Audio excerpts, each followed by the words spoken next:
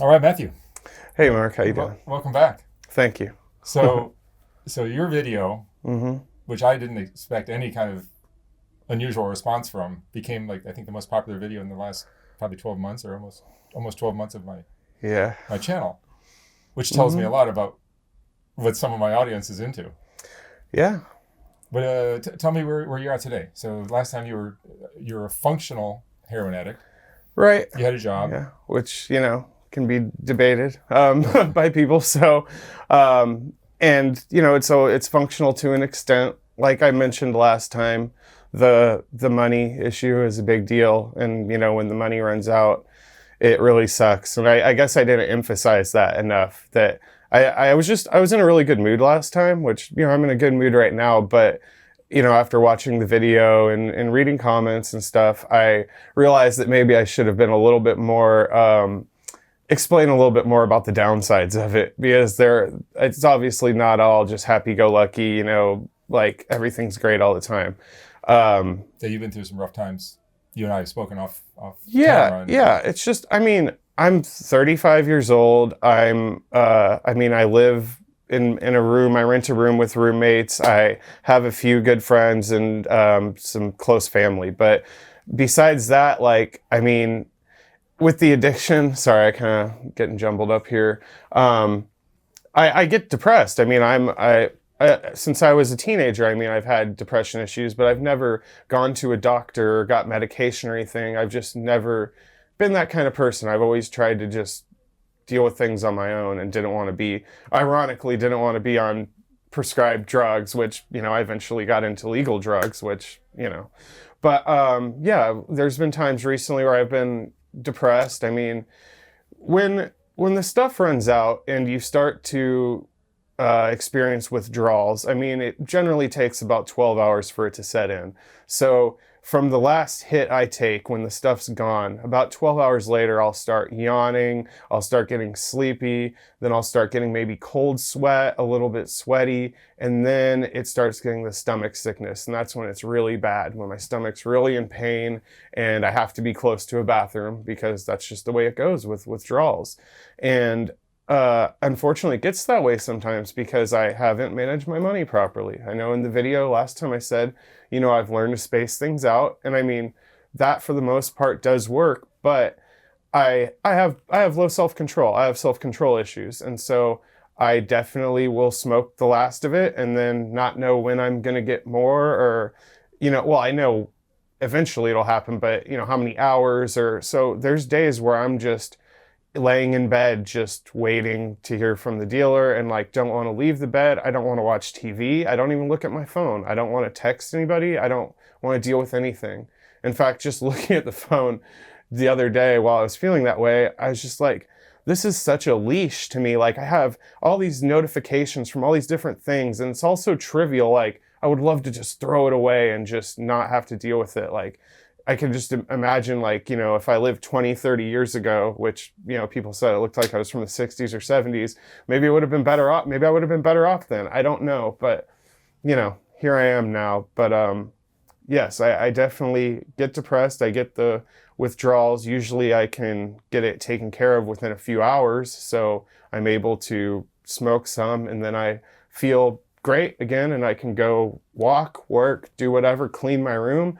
But if I'm withdrawing, I'm not leaving the bed. I go in between, putting all the covers on me because I'm cold, and then it's too hot, and then I want them off, and open the window, close the window, and stuff like that. And if you're working, if it's a work day, do you make it to work or do you blow it off?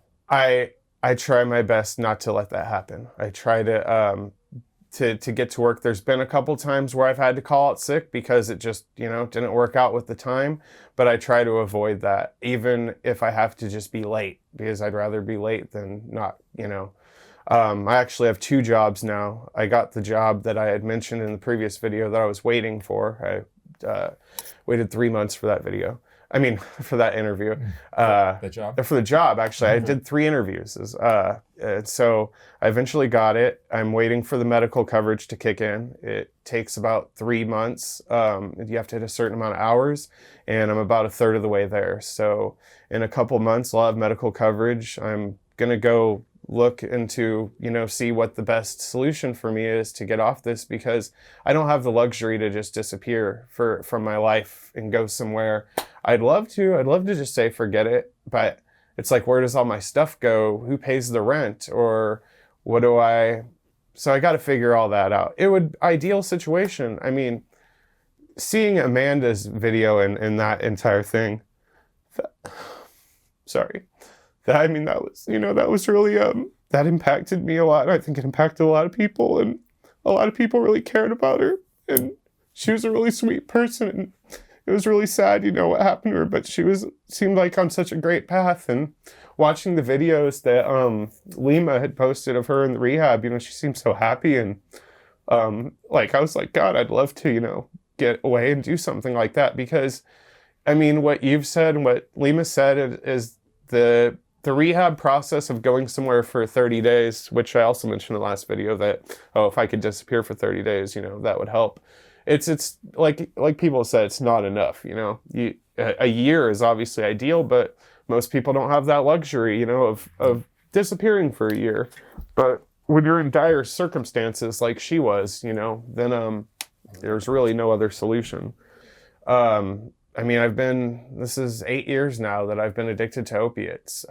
It's only been 2 or 3 with heroin, but the withdrawal symptoms have changed or evolved over time. I don't know if it's the drug. I don't know if it's my body getting used to it, or the quality of the heroin, or yes, the quality, or if it's how much fentanyl is in it nowadays, because last time I went to a methadone clinic and they tested me for drugs, they showed me this and this is in your system, and at the very bottom they said fentanyl.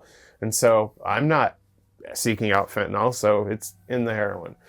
But yes, I'd like to get away and start over fresh and be removed from society, where my mind, it races sometimes, and I'm just like, I probably have ADD or ADHD or whatever, because I just can't, I'm not content with just sitting down and watching TV and watching a movie. That's why I love watching movies at home, because I can pause it and I can do whatever the hell I want. When I'm in a theater, like, I went and saw a movie a couple weeks ago. I had to go to the bathroom a few times, and I'm like rushing to take a few hits and get back so I don't miss part of the movie, and that's no way to live. I remember when I used to go to the movies and, just enjoy myself with a friend, and I don't even want to hang out with people a lot of the time. I just want to be alone in my room, and it sucks, just like isolating. And so yeah, it's not all happy, everything's great and fun and everything. Over time, I used to get high and go walk around Berkeley or San Francisco and go eat and drink and go shop and stuff, or call friends, or go to a comedy show or a concert. And I mean, also with COVID in the past year, that's kind of affected things as well. So I feel like the combination of COVID and me kind of just getting a little bit deeper into addiction, I feel like it's just, I don't do anything really. I work and I sit at home, and sometimes I'll go out to eat with a friend or family member, but it's pretty rare. So I don't mean for this to be some sob story or anything. I'm just trying to be honest, not that I wasn't honest last time. I feel like it seemed like I sugarcoated it, although I wasn't intentionally or consciously doing it. It's just, I was in a good mood, and it was the first interview, and I was, just happy. But since that first interview, you and I have spoken on the phone a couple times. Yeah. And you were, I think, you had thoughts of suicide and things yeah, like that. no, so the depression gets pretty heavy. Since I was a teenager, I've had thoughts of that. And, I mean, God, when I was 14 years old, I was like sitting there in the classroom, like blasting Slipknot in my headphones and like Marilyn Manson and shit, like being depressed. But that, looking back, that was so trivial as a 14-year-old to feel that way and not be enjoying life. But you don't know that at that time, you learn later. And so throughout time, yes, I've had depression issues and thoughts of suicide. I've never acted anything out. The, closest to anything was the time I overdosed on fentanyl, which is when I said I don't care and I was drinking, which it wasn't like, hey, I want to die. It was just being careless and stupid. So yeah, since then, it's never to the point where I'm like going and buying a gun or like cutting myself or taking a bunch of pills. It's just thinking, God, if I just died, like, I mean, obviously I wouldn't have to think about anything anymore, but like sometimes I feel like my family or my friends, like I feel like I just feel like such a shitty friend or family member. Like, I just wish I could be a better friend or family member to them. And I feel bad because I know they care about me and they're worried, you know? I mean, there was a couple months ago, I had a moving sale. I was moving places and my mom came over to help me. And at one point throughout the day, I knew my dealer was going to come by. And my mom, I didn't know she was going to stay there the whole day. So I'm sitting there, I'm thinking, well, great, how's this going to work out? Because she's not stupid and I'm not going to lie to her because I just don't want to be that kind of person. And so I told her, I said, you know, this is what's happening. And she said, you know, I know that that's what you do. So whatever, just go ahead and do it. And she just went over to the car while he came and he's like, I feel bad doing this in front of your mom. And I'm like, this is such a fucking weird situation, you know, like, I mean, because people's idea of, you know, heroin addiction stuff is that people are out on the streets and, you know, nodding off and, you know, but here I am at a moving sale. My mom's helping me and I'm like doing this transaction like civilly and going, you know, hiding in the bathroom. And I don't know, it's a weird life to live and I don't want to live it anymore. I want to get help. I just have to wait for the medical coverage. We do have an employee assistance program at my job that has like free counseling. And I just got that number the other day. So I was going to call it just to see if they can do anything, you know, before I have medical coverage.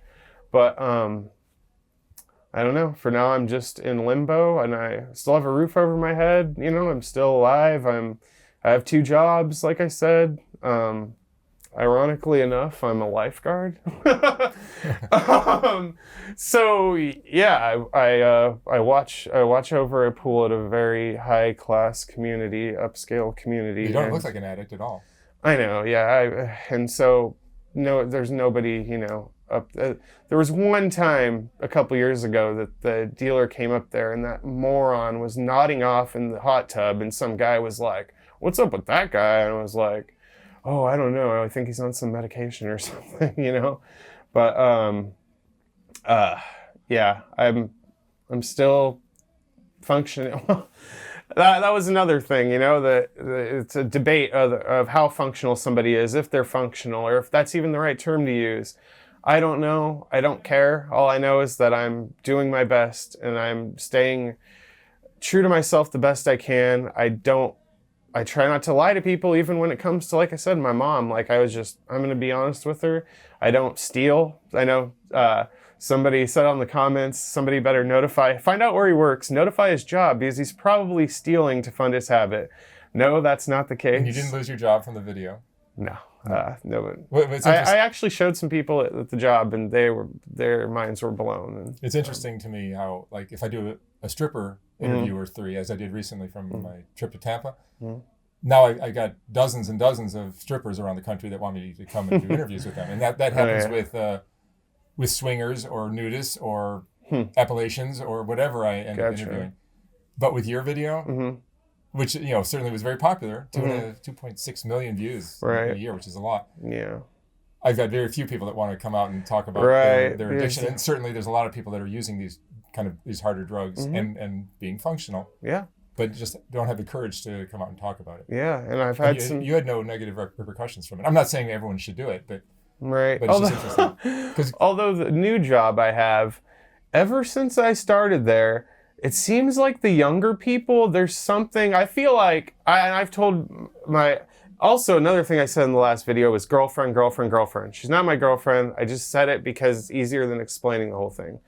She broke up with me in September. We still talk every day. We have every intention of being together eventually. I just have to get clean, and I am not going to do that to her to make her deal with that, you know, in a relationship. So, hold on one second.